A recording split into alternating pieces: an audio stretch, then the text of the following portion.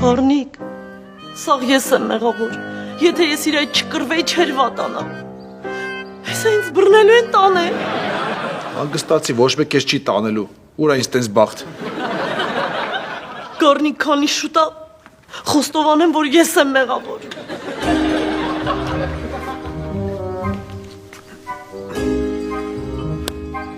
Մենք արդեն վերջացնում ենք։ Տարեք ինձ, ես մեղավոր եմ։ Կներեք, ինչ։ Ոչ մի բան, ուղղակի կինը շոկի մեջ է, մի քիչ ցնդել է։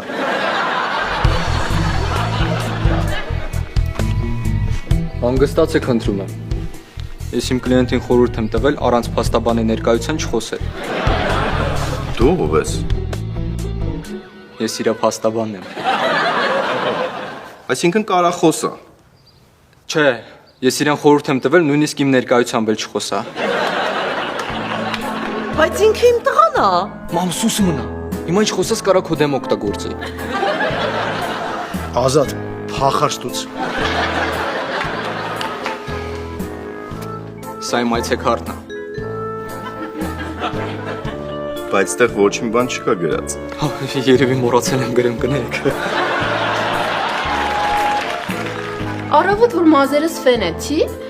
ծայրերը մի քիչ վառվեց։ Հետո զանգեցի ընկերուհուս, ասեցի աղջի, դու կարող ես հատուկ յուղերից ունենաս, որ մազերը բուժում, հա։ Կներեք, ինչի համար եք ինձ դա պատմում։ Դուք չասեցիք ամենասկզբից պատմի։ Ես էլ պատմում եմ։ Բարև ձեզ։ Ես Ազատ Ազիզյանն եմ, Մարիի փաստաբանը։ Կարող եմ Մարիի ցուցմունքը տեսնել։